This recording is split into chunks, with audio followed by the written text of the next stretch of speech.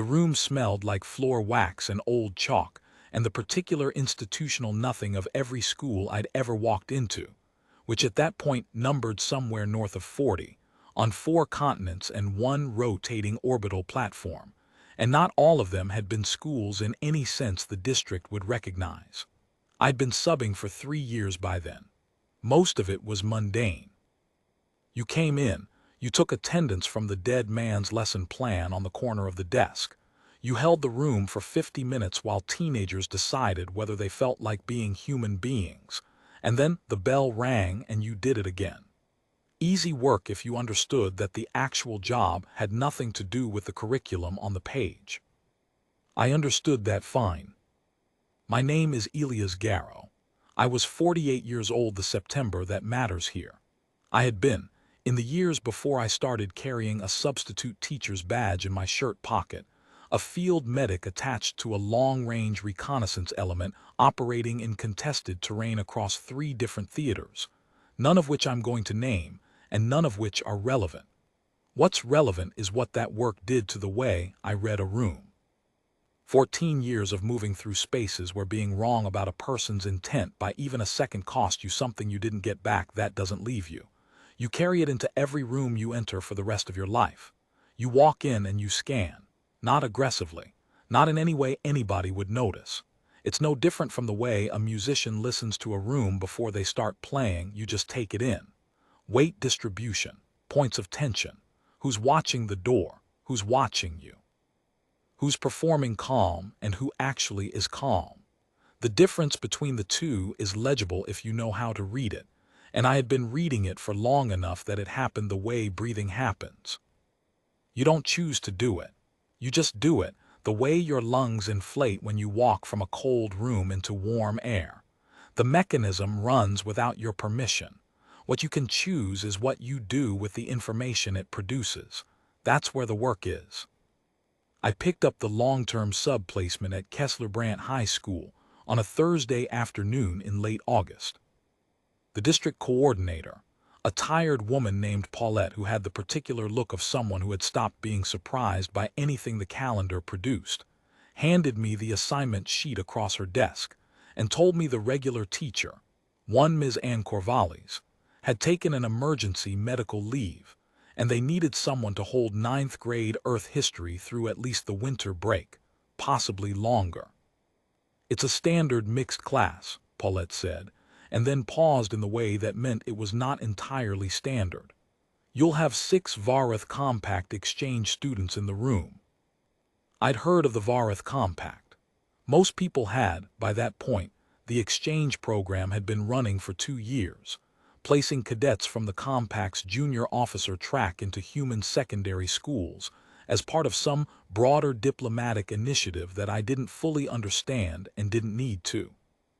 What I knew from the induction briefing the district required was that Varath cadets were in their developmental years by their own species reckoning, which mapped roughly to human adolescence, and that they were here to observe human educational methodology and complete their own parallel coursework alongside the human students. The briefing was 14 pages and had taken someone a significant amount of time to write. Most of it was about respect and accommodation and cultural sensitivity, which are all genuinely important things, and none of it told me anything I actually needed to know about being in a room with them. That's usually how briefings work. What the briefing had not told me, because the people writing the briefing had probably not spent enough time in a room with Varath cadets in an unsupervised setting, was that they operated on a social hierarchy so deeply embedded in their behavioral architecture that it wasn't a choice or a custom so much as a reflex. It wasn't cruelty. It wasn't malice. It was simply the organizing principle of how they moved through every social space they entered. They ranked. Constantly, automatically, the way humans breathe or the way eyes adjust to a change in light. They assessed every individual in a room and assigned a position to that individual on an internal map, and then they behaved according to that map. Minute to minute, session to session. The map updated as new information came in, but it was never empty. There was always a map. The senior cadet in a group held a role they called thresh rank. The others oriented around that individual the way iron filings orient around a magnet, not by choice or agreement, but by the architecture of how their social cognition was built. The thresh rank set the room's center, everyone else arranged around it. This was not discussed or debated. It simply was. The thresh rank cadet assigned to the Kessler Brandt cohort was named Thresh Cavill. I read his name in the class roster Paulette handed me along with the assignment sheet, and I noted the prefix Thresh the same way I'd note any other relevant flag on a pre-mission brief. I read all their names. I always read every name before I walk into a new room. Names are data. The shape of a name, the way it's listed, who it's listed next to, all of it is data. On the first day I arrived 40 minutes before the bell, which I always do. Arriving early is not about preparation. You can prepare at home. Arriving early is about reading the space before the space is populated, and then reading the transitions as the population arrives, and then reading the room once it's full, all three of which give you different and complementary information. The classroom was a standard second-floor setup, 30 desks in rough rows, 2 windows on the east wall flooding the front half with morning light, a long whiteboard taking up most of the north face, a single door in the southwest corner. I stood in the doorway for a moment and read the room the way I always read a room, and then I went in and set my bag down behind the desk at the front and did nothing else. I didn't rearrange anything. I didn't put my name on the board. I sat in the teacher's chair and I waited, and I thought about the geometry of the space and where someone standing at different points in the room could see and couldn't see. And I thought about which desks would be chosen by which types of students when the options were open, and I waited. They came in the way students always come in clusters determined by friendship and proximity and social gravity, the way any aggregation of social animals self-organizes. The human kids first, mostly, in 2s and 3s, with the slightly forced casualness of people who know they're being watched and are deciding how much to perform indifference about it. Then the Vareth cadets in a group that moved with the particular coherence of a unit that has already sorted its internal order and doesn't need to negotiate it in the moment. 6 of them. I clocked the secondary cadets immediately, not in the way they looked, but in the way they moved. A slight rearward lean in their posture. The way their gaze tracked to the 2 at the front of the group before settling on the room, the way a compass needle tracks north before it settles. 2 primaries. And then one of the 2 primaries took a half step forward that the other matched with a half step back. A movement so small and so automatic that neither of them would have been able to describe it if you asked. And I knew which one was Thresh Cavill before I looked at the seating chart. He was tall by his species standard, which put him at roughly my height, and built broad across the upper body in the way of the Vareth, whose skeletal architecture front-loaded mass differently than ours did. His coloring was what the briefing materials had called typical, a deep blue-gray dermal surface with banding of darker pigment along the jaw and brow line, 4-fingered hands, with an opposable structure that differed from ours at the second joint. Eyes set wider than a human's with the pale gold iris common to the species. He dressed the way the other Vareth dressed, in the Compact's junior officer day uniform, a structured jacket in dark charcoal with narrow gold piping at the collar and cuffs, precise and maintained, controlled, economical. He looked at me when he came through the door. Not a glance, a deliberate look, the kind of look that carries weight, the kind that says I am looking at you and I am doing it intentionally, and I expect you to register that I am doing it. I held it for exactly the time it takes to breathe in slowly, and I held it with the particular quality of attention that is not challenge and not acknowledgement and not deference. Just registration. I see you. Then I looked down at the attendance sheet in my hand and I called the first name on the list. That was day 1. I took attendance. I went through the assignment sheet in a voice that said I'd done this many times and found it neither interesting nor difficult. When I got to the Vareth cadets' names, I didn't adjust my inflection or add any performance of cultural accommodation. I pronounced the names correctly because I had practiced the pronunciation before I came in, and I moved on. Nobody tested anything. The 50 minutes passed, and I ran them through the first few pages of Ms. Corvallis's notes, and then the bell rang and they filed out. Day 2 was quieter in one sense and louder in another. Quieter in that nothing dramatic happened. Louder in that the room's social field was more active. The calibrations that had been happening since day 1 were continuing, sharpening, people deciding how to orient relative to the new fixed point at the front of the room. That's normal. What isn't always normal is how the calibrations are performed, and by whom, and in which direction. I came in 40 minutes early again, same as the day before. Same chair, same waiting. The class filed in. Thresh-Cavill came in second to last, which was the first variation from day 1, and I noted it without showing I'd noted it. Second to last entry is a positioning move. You enter when you can see who's already in the room and where they've settled, rather than entering early when the geometry is still open and readable. He was gathering data. That was fine. So was I. He took his seat, second row, third desk from the window, same desk he'd chosen the first day. The Vareth cadets generally chose the same seats in any room they'd already been in, which was consistent with what the briefing had described as their preference for spatial stability in unfamiliar environments. I had no issue with the seating pattern. The specific location of that seat, second row, third from the window, put him in a position from which he could see approximately 3/4 of the other students, and had a clear sightline to the teacher's desk. Not an accident. For the first 20 minutes of class he was quiet. I ran the lesson notes. The human students ranged from engaged to absent in the usual distribution. The Vareth cadets were attentive in the precise, structured way of people who had been trained to attend to things whether or not those things were intrinsically interesting, which is a discipline worth respecting even when the form of it is unfamiliar. At the 22-minute mark, Thresh-Cavill said something in Vareth to the cadet seated directly behind him. A short exchange. Not loud, not hostile in any surface read, not anything a casual observer would have marked as significant. The cadet behind him, I had her on the roster as Varath Cylon, small for her species, secondary without question, responded in kind, barely above a whisper. A quick answer and return. The human students in the 2 desks nearest to them shifted their posture fractionally. The way people shift when they're performing unawareness of something they're fully aware of. I didn't look up from the desk. I was writing nothing important on a notepad, but I heard it.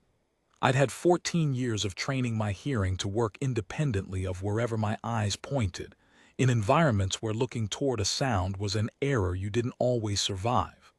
What Thresh-Cavill had said in Vareth was in the evaluative register, not the register they used for people, but the register they used for objects and terrain features.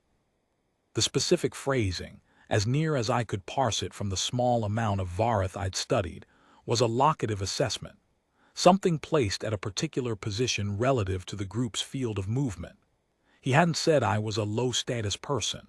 He'd categorized me as a thing in the room, the way you'd note the placement of a desk or a door frame when mapping a space you intended to move through.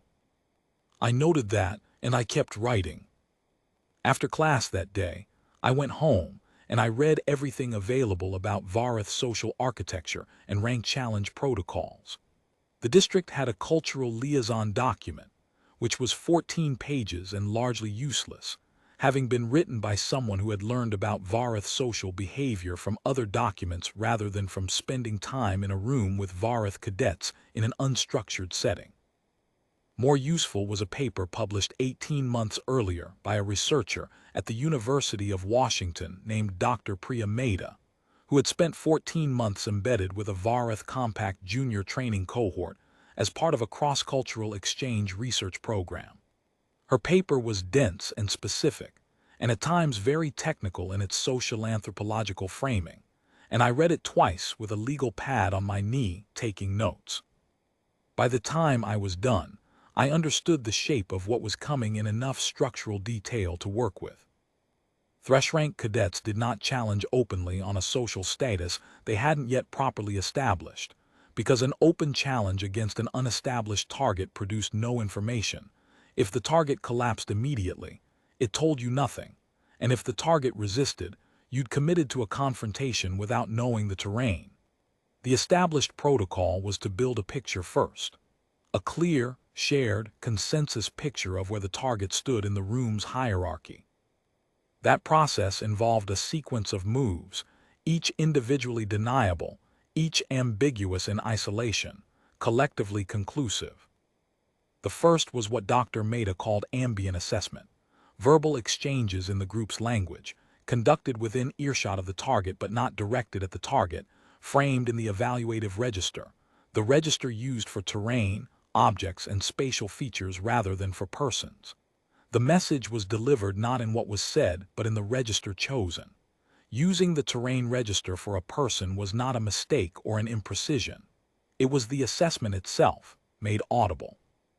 The second was spatial encroachment, closing the distance between thresh rank and target, not in a way that triggered any formal rule against physical proximity, but in the incremental, deliberate way that communicated, I am mapping this space, and I am mapping your position in it, and you are not outside my range of movement. Each increment was small and individually meaningless. The accumulation was the statement. The third was response evaluation. After each probe, the room watched what the target did.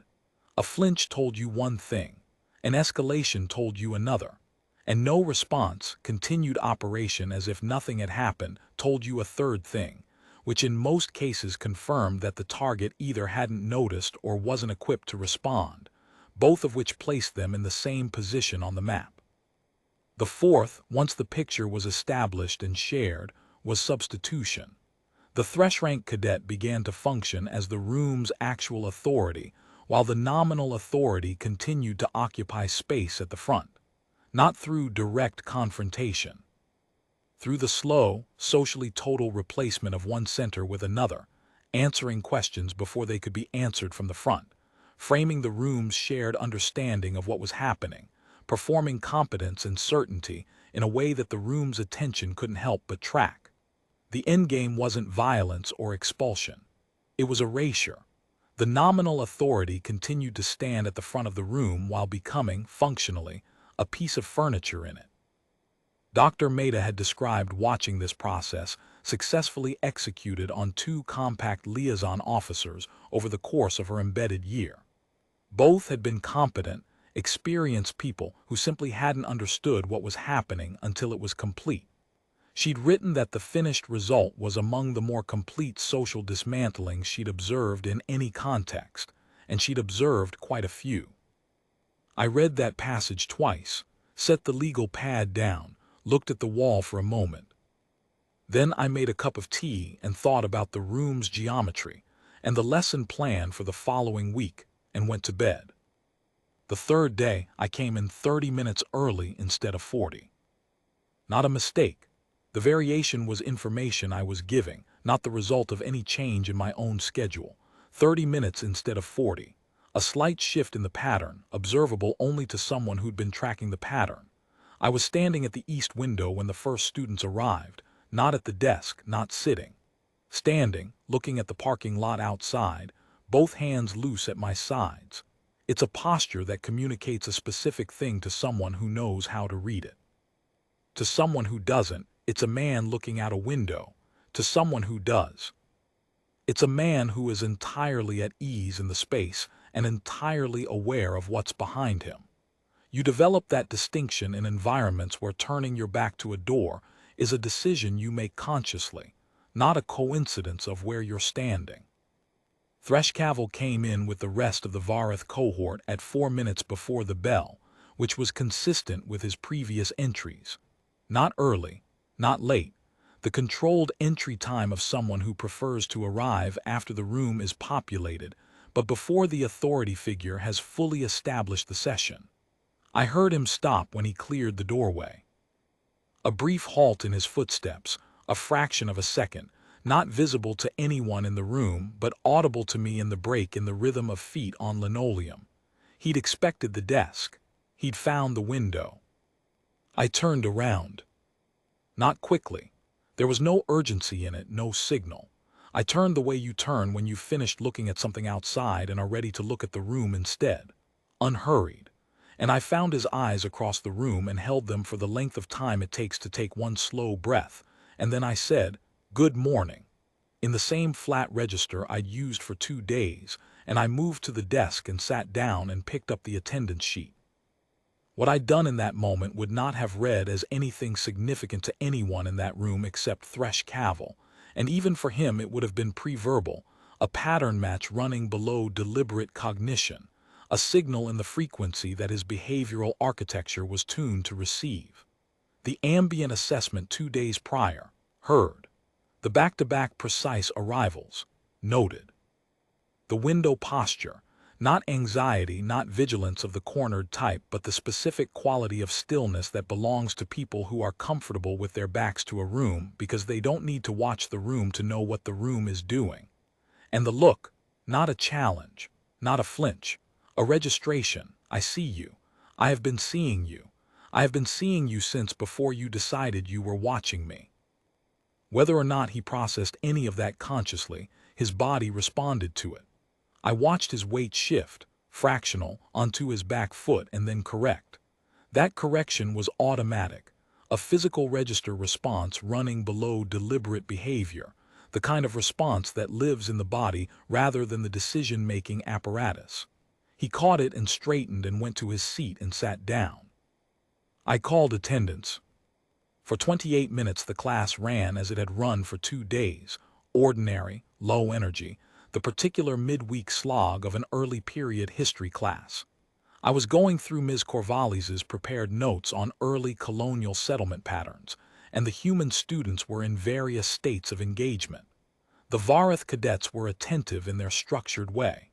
Nothing moved.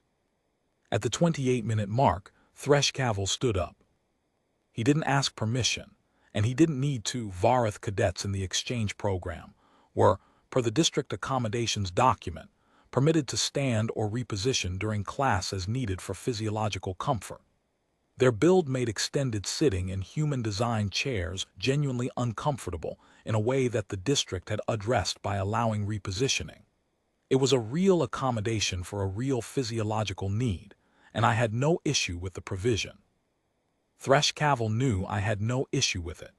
He knew that using a legitimate accommodation as the vehicle for a spatial encroachment probe was therefore low risk and deniable. He stood and he took 3 steps toward the east window, which placed him in the aisle left of center, and then he stopped. He was now occupying a position from which he could see both me and approximately 20 of the other 24 students, not dramatically positioned, not obviously anything, just a tall kid standing in the aisle because his back hurt. I continued reading from the notes. I let him stand there for 30 seconds. 30 seconds is long enough for the room to register a change and for the absence of response from authority to become its own data point. I counted it the way I count things when counting matters, not by looking at a clock, but by breath, which is more reliable when your attention needs to stay somewhere else. At 30 seconds I said, without looking up, "The accommodation provision is for brief repositioning. Take your seat when you're comfortable." No heat, no edge. The tone I'd used to tell a student their shoelace was undone. He stood for another 5 seconds. I read from the notes. I did not look at him. He sat down. The class didn't overtly react. Kids in a room are very good at performing complete absorption in whatever they're supposed to be looking at when they're actually tracking a social exchange with their entire peripheral nervous system. But I felt the room's quality change slightly, a fractional settling, the way a room settles when something that had been held at a slight angle is put back level.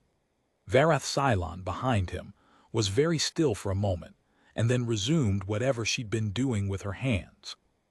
I kept reading. What had just happened was not resolution. I want to be precise about that. A standing probe that doesn't produce the expected response is not a defeat for the person who ran it, it's information. The target produced a measured response at a moment of the target's choosing, not the probe's. That was a data point, but it was a single data point, and a single data point doesn't revise a working map. It adds to the picture being built. Thresh Cavill sat down because sitting down was the correct tactical response to the information he'd received, not because he'd changed his assessment of where I stood. He was not done. I knew he was not done, and he knew that I knew he was not done, and we both knew that the other knew, and none of that was stated or performed for the room. It was simply the operating condition of the space for the remaining 22 minutes of class, and then the bell rang and the room emptied, and I sat at the desk and wrote the word patience on my notepad and underlined it once. After class, I went home and reread the meta paper with the specific focus on escalation patterns and what she called response threshold mapping, the process by which a thresh rank cadet identified the exact nature and degree of a target's response capacity before committing to the substitution phase. The more complete the map, the more precisely calibrated the substitution. Thresh Cavill wasn't failing to run the challenge. He was building a more precise picture than a cadet with less discipline would bother to build. That told me something useful about him that I'd been thinking about since the first day, but that was now confirmed. The fourth day was quiet. He was observing and I was observing, and the class ran through its 50 minutes in the ordinary way of classes in their second week with a substitute. The human students had mostly settled into the pattern, some engaged, some coasting, all of them doing their own assessment of the room's social map in the way that adolescents always do, building their own models of where everyone stood and updating those models as new data came in. Cass Ferrara, second row near the east wall, was doing the reading. She was the kind of student who did the reading not because she was anxious about grades, but because the material was actually interesting to her, which was the more useful kind of student to have in a room. Martin, back row left, was physically present. Elise Tarrant, also back row, was quiet and sharp and answered questions when directly asked and otherwise stayed entirely inside herself, which is a disposition I've always respected. The Vareth cadets as a group were more interesting to watch than the human students, not because they were performing anything, but because they weren't. Whatever calibration was happening between Thresh Cavill and me was running in parallel to a completely separate calibration among the 6 of them, and the two processes intersected in ways I was still building a map of. Vareth Cylon, his secondary, tracked him with approximately 1 degree more attention than any of the other 4 did, which I interpreted as a hierarchical closeness rather than a personal one. She was the closest secondary, the one whose orientation to the thresh rank was tightest. 2 of the others, a male cadet I had on the roster as Koreth Vel and a female cadet listed as Seth Izaran, sat together and occasionally communicated in the low-register shorthand of people who have known each other long enough to compress their language to near nothing. They were secondary to Thresh Cavill, but also primary relative to the remaining 2, which meant there was a sub-hierarchy running inside the 6 that I didn't have enough data to fully map yet. I noted all of it the way I'd been trained to note things, without starring, without writing anything down, without doing anything that would tell the room I was cataloging it. You develop a kind of peripheral memory in environments where looking directly at things gets you shot. Information goes in through the sides and stores cleanly. You retrieve it later at the desk with the notepad, where nobody's watching. On the 4th day, midway through class, Koreth Vel asked a question. First time any of the Vareth cadets had initiated a question rather than responding to one. He asked it in English, which was careful and somewhat formal in the way of someone who had learned the language structurally rather than by immersion, correct grammar, measured pace, slight pauses at complex phrasing. The question was about early human colonial governance, and whether the decentralized authority structure had been a strategic choice or a consequence of communication lag. It was a good question, better than the textbook implied the material warranted.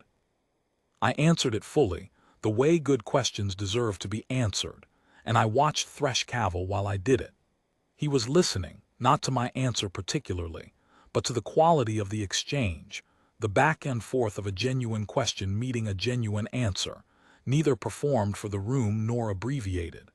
His expression, insofar as Vareth expression mapped to anything I could read, carried something in the neighborhood of assessment. He was watching what the room did when the room was actually engaged, and comparing it to what the room did the rest of the time, and drawing some kind of conclusion from the comparison. I didn't know exactly what the conclusion was, but I thought about it on the drive home. On the 5th day, Thresh came in and sat in a different desk. Not his desk from the first 4 days. The desk immediately to the left of it, one desk closer to the center of the room, one desk closer to the front.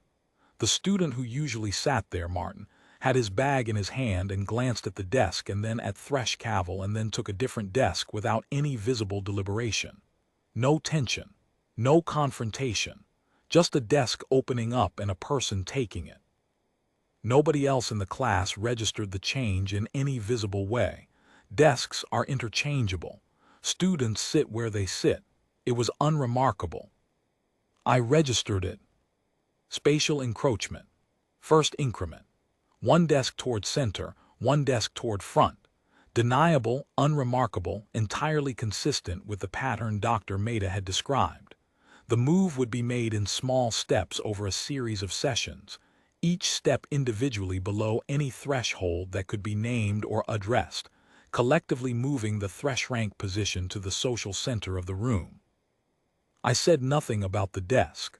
Addressing it would produce one of two responses, compliance or escalation, and either way I'd have invested attention in the geography rather than the actual question. Let him have the geography. Geography was not the contest. I started the class. And at the midpoint of the session, while I was at the board writing a condensed timeline of early compact human contact events, my back to the room, which I did without calculation, because turning your back to a room of teenagers is not a risk the way it is in other contexts, and because performing anxiety about your back being turned is a worse signal than simply turning your back, I said without turning around. Thresh Cavil. Walk me through the Vareth Compact's position at the third diplomatic table, from your own knowledge, not the textbook. A pause, the length of time it takes to decide whether a question is what it appears to be. Then why? Not hostile, a genuine question. Why was I asking him specifically, and why now, and why in the middle of a lesson I was conducting with my back to the room? I said, because you know it better than the text does, and the class will learn more from a primary source. Another pause, and then he answered. He was thorough.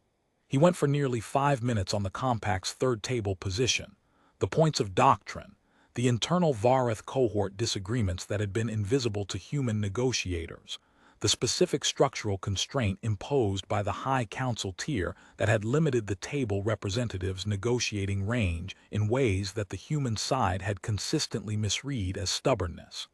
Things not in the textbook, things not in Ms. Corvallis's notes, things that, as far as I knew, were not in any human-accessible document at the level of detail he was providing them. I kept my back to the room for the full 5 minutes. I wrote key phrases on the board as he talked, and I could hear in the quality of the room's silence, the particular quality that is not boredom or restlessness but actual attention, the kind that changes the air slightly, that the human students were engaged in a way they hadn't been for most of the previous session. When he finished, I turned around. I said, "Good, that's the record they don't put in human textbooks." And I went back to the lesson. I had done 3 things in those 5 minutes, in the language that his behavioral architecture understood. I had given him a frame in which he was the room's source of knowledge, which he was, on that material, and pretending otherwise would have been false, and the room would have known it. I had given him that frame explicitly and deliberately, which was not the same as that frame being taken. And I had stood with my back to the room for 5 minutes while a thresh-rank cadet was behind me, which, in the register that mattered, was not the behavior of a terrain feature. Terrain features don't make deliberate choices about what's behind them. People who have spent time in rooms where they needed to know exactly what was behind them do. Those three things together were not a statement. They were a data point. But they were a specific data point in the correct register, and they went onto his map. I didn't look at his face when I turned back to the lesson. I didn't need to, and looking would have made it a performance. The 6th day, Monday of the 2nd week, he was in the new desk again. One step closer to center. I didn't address the desk. I want to explain why I didn't address the desk because the reasoning matters. The instinctive response to a positional encroachment, for most people in most contexts, is to address the position, to name it, to say, I see what you are doing and I am telling you to stop. There are situations where that's the correct response. They are situations where the nomming clarifies something that needs to be clarified, where the clarity itself is the instrument. This was not that situation. In this situation, addressing the desk would have done two things. It would have elevated a probe that was designed to be non-confrontable into the territory of a formal confrontation, which was exactly the territory the probe was trying to reach. And it would have told Cavill that the desk had worked, that the desk had produced a response, which meant the desk was an effective instrument, which meant the desk would be followed by other desks and other moves in the same register.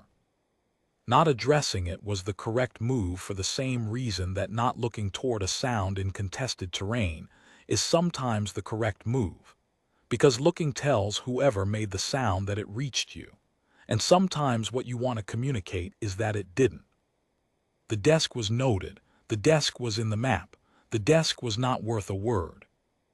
On Monday afternoon after class, I went to the supply room off the main office, and I measured the teacher's desk, and the distance between it and the first row of student desks, and the room's sight lines from each corner, and I thought about where a desk placed 2.5 feet to the left would situate the person behind it relative to the room's spatial center. I did this thoroughly and quietly, the way you do site assessment before you occupy a position, and nobody who passed the doorway would have found anything to look at twice. On Tuesday, he ran the verbal substitution.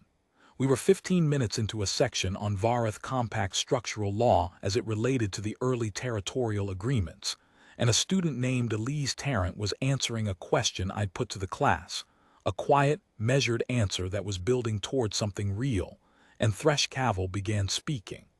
Not over her, not loudly, not in any way that a transcript would show as rude.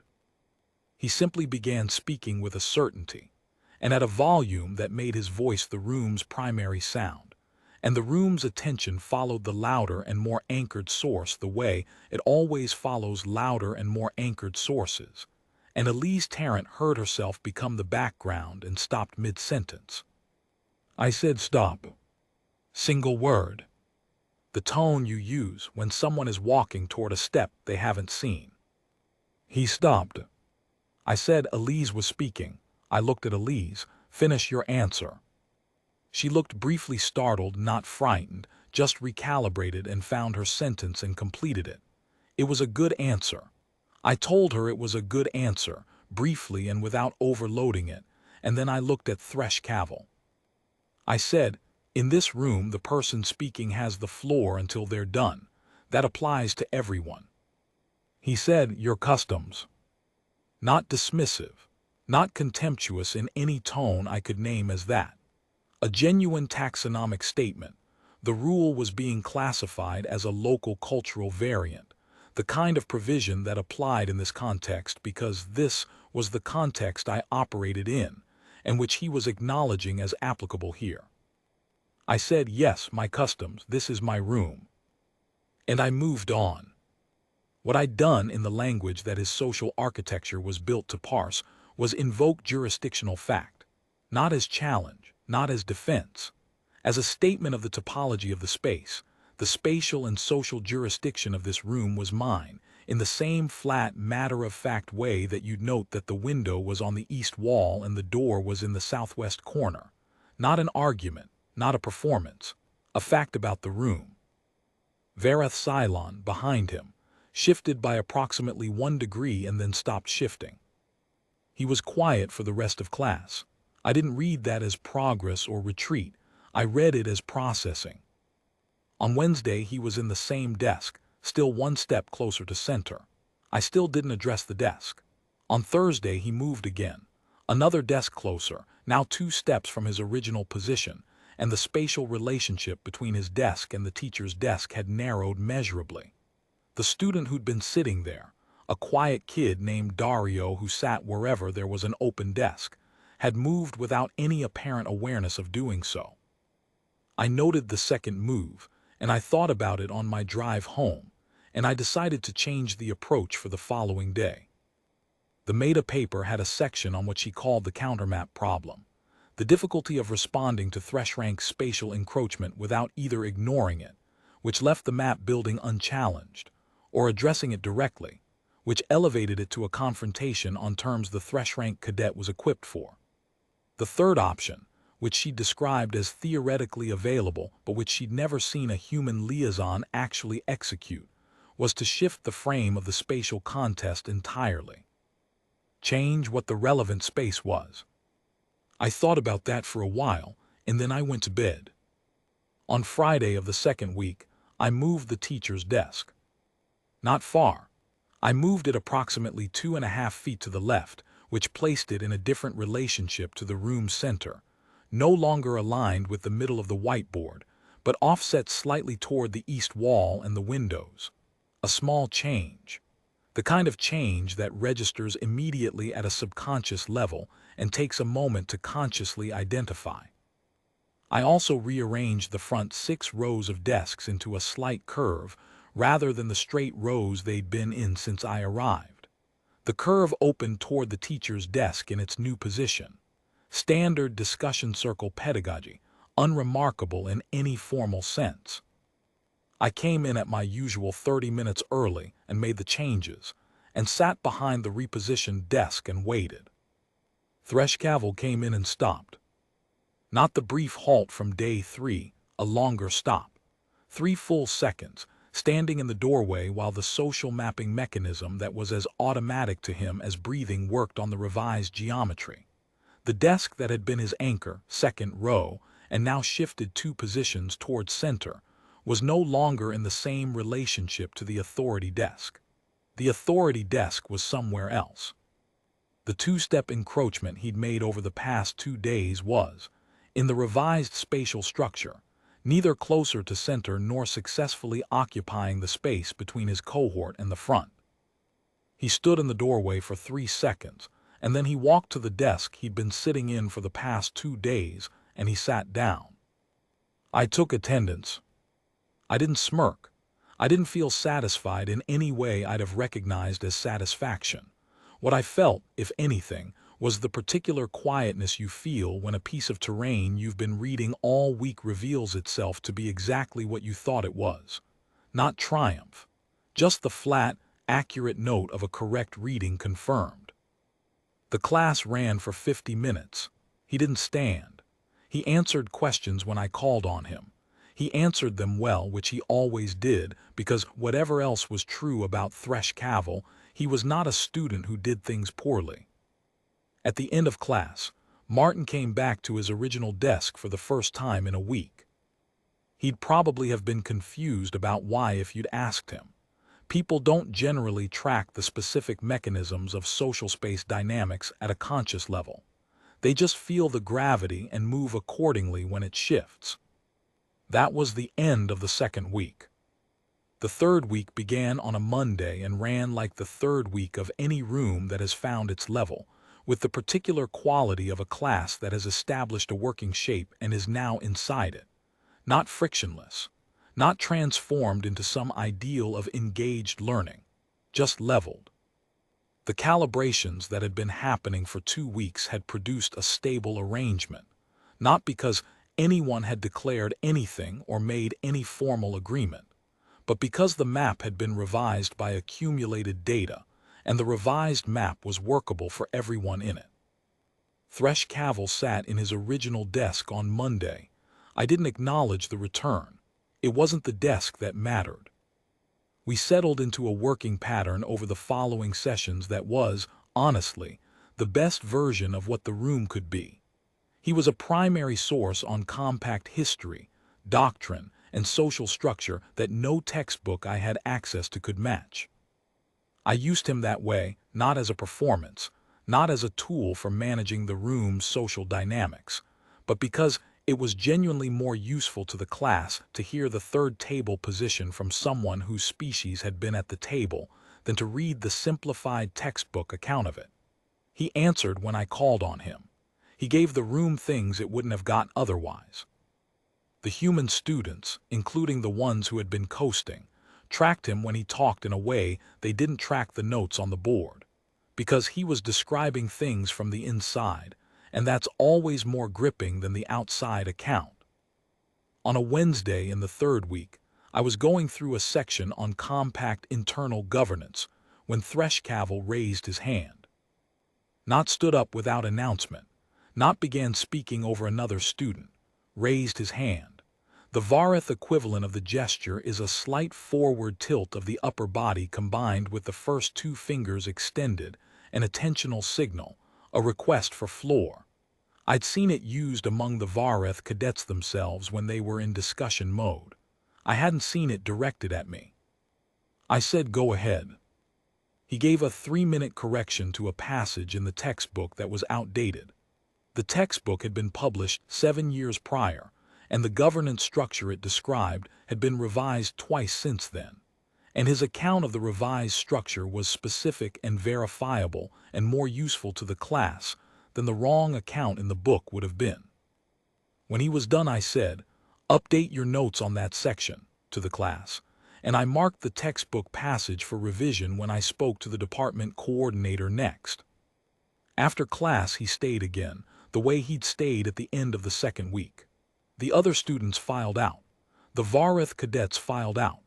Varith Cylon glanced back at him from the door and he gave her the smallest Varith gesture for continue, and she went. He stood by the desk. I was writing a correction note in the margin of the textbook. He said, "The passage was wrong when it was written. The revision went into effect 4 years before the print date." I said, "The editorial cycle on human textbooks is slow." He said, "Everything about human institutional process is slow." There was a quality to the way he said it that I hadn't heard from him before, not the evaluative register flatness of the first days, which had been about categorization. Something else. A note of genuine assessment, the way you assess something you've been studying and have now formed an opinion of. I said, "Yes, that's a common observation." He said, "You are not slow." I set the pen down and looked at him. He was looking at me in the way he'd looked at me the first time he stayed after class, the look of someone choosing their words with more care than usual. I said, "What do you want to know?" A pause, then, where you learn to read a room the way you read a room. I thought about the question, not about whether to answer it. He'd earned an honest answer, or at least as much of an honest answer as I had available. I thought about how to frame it accurately. I said, "Contested terrain, 14 years of it." He was quiet for a moment.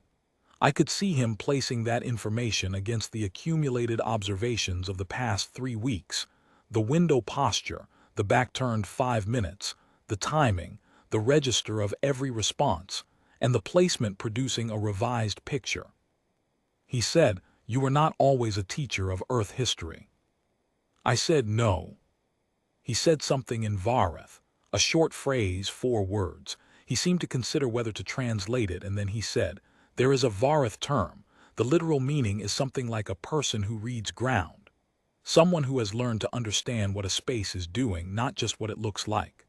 A pause. "It is not a common designation. In the compact, it is given to people who have done certain kinds of work for a long time." I said, "What kind of work?" He said, "The kind where being wrong about a space costs you something you cannot recover." I held that for a moment, then I said, "Yes." He nodded, slow, the particular quality of nod that is not performing acknowledgement but actually acknowledging, a distinction that runs very close to the surface in people who have been trained to mean exactly what they say and no more, And then he picked up his bag and he walked out. That was the closest thing to resolution the room produced, and I want to be precise about what it actually was and what it wasn't. It wasn't a submission. It wasn't a declaration. What Thresh Cavill had done was update his map in a specific direction. The person he'd classified as a terrain feature in the first 20 minutes of the first day was, in fact, someone who read ground. What that meant in the framework of his social architecture was not that I'd won some contest. It meant that the contest as originally framed had been a category error. You don't run a thresh rank challenge on someone whose position on the map is non-subordinate in the foundational sense that the challenge is designed to navigate. The map had been wrong. He'd corrected the map. That was not a defeat for him. It was competent cartography. The room ran without incident for the remainder of the term. The Vareth cadets did their coursework. The human students did theirs. Thresh Cavill continued to be the room's primary source on compact history and doctrine when I asked him to be, and he continued to ask floor signal questions rather than speaking without it, and the class continued to be better for what he brought into it than it would have been without him. In January, 2 days before the winter break, Cass Ferrara stayed after class. She was the student Thresh Cavill had spoken over back in the first week. The one who'd found herself becoming the background and had gone quiet mid-sentence, and to whom I'd returned the floor. She'd answered well then and had continued to answer well through the term, in the particular way of students who are engaged in material without needing anyone to perform engagement at them. The weeks between Thresh Cavill's last desk move and the winter break had been, in the way of a room that has found its level, unremarkable in the best sense. Not flat, unremarkable.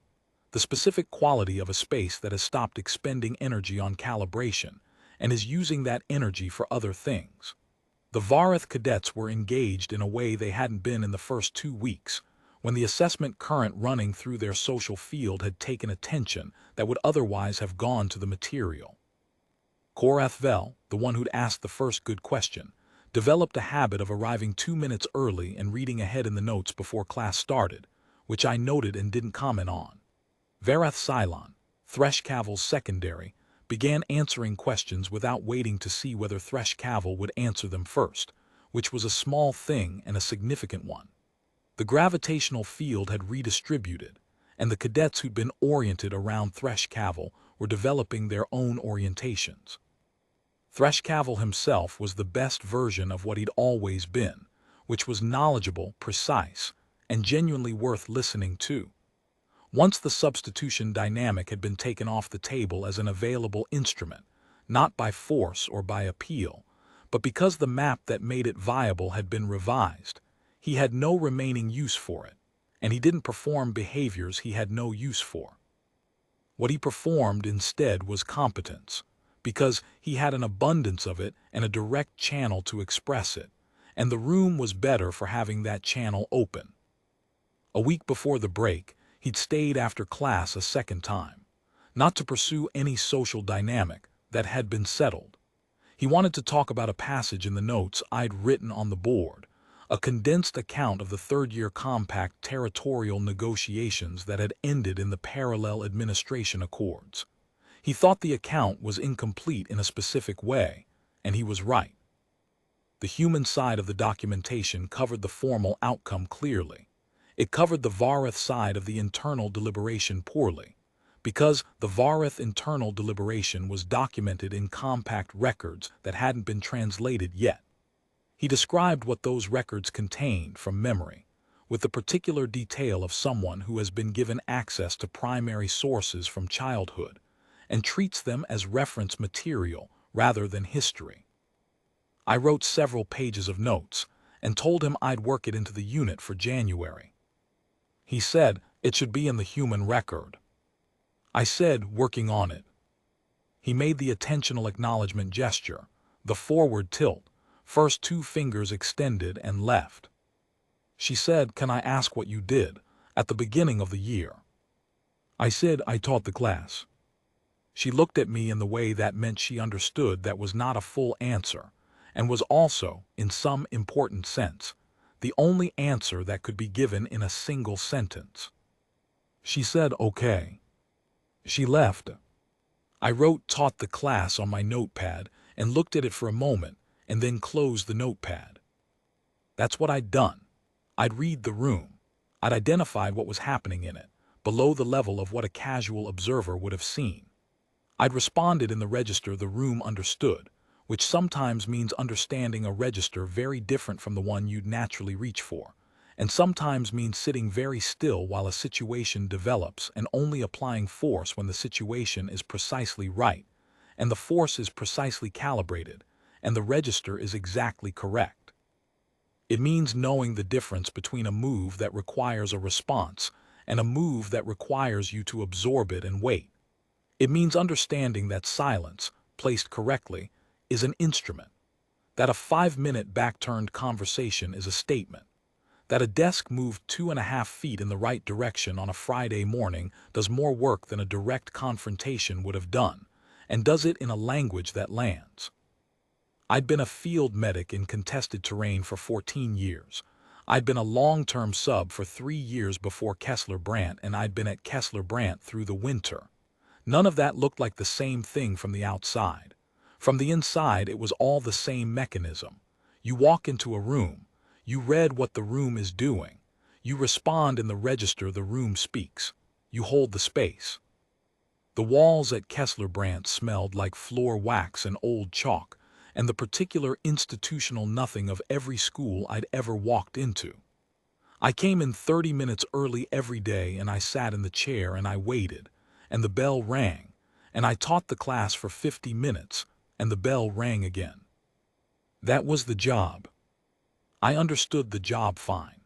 I'd understood it since the first morning I walked in 30 minutes early and read the room, and every morning after that was the same mechanism applied to the same space in the same order, until the mechanism and the space became one thing and the order took care of itself.